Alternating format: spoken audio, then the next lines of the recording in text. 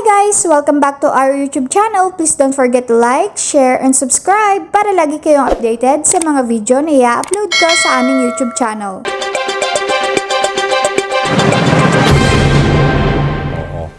Sige po. Basta ano pa ho ba ang mga pwede nyong let's say gamitin nyo ng pagkakataon na to, if ever, ano ba ang mga challenges you look forward na kailangan handle ninyo for this year, 2026? Alam mo yung pagbibigay ng cash gift, nagtatagal. Gusto namin na pagdating ng birthday ng senior citizen, maibigay na namin. Kaya ang problema, hindi nakaka-apply kaagad.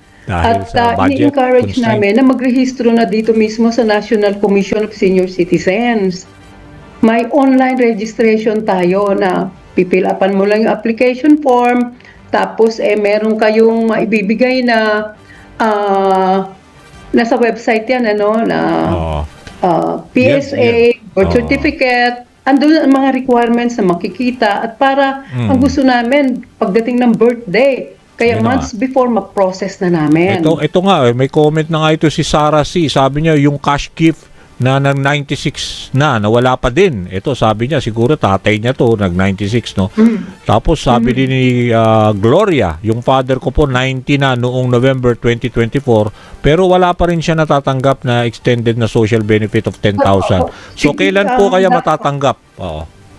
Magrehistro sa amin sa komisyon or magpasa ng aplikasyon sa OSCA. At ang application naman, ipo-forward sa amin ng OSCA. Okay. Importante yun yung mga binibigay nyo sa ating information. Dahil ito, Rogelio, sabi niya, kada kailan ba may bibigay 10,000 senior citizen? So, kailangan lang magrehistro, di ba? Yes, tapos, magrehistro. nakamatayan na raw na nanay niya. Oo, kasi itong ating mga senior citizens kailangan ng assistance pagpunta sa website, di ba? Pag-fill up ng form, sana matulungan ang ating mga kamag-anak sa ating pamilya, anak, apo, no? So how do they apply? Let's say kasi tutulungan niya ng mga anak nila o apo nila para at least ma-entitle sila dito sa 10,000. Kahit na doon sa aming FB page, pwede sila magbigay ng detalye at makakatulong kami.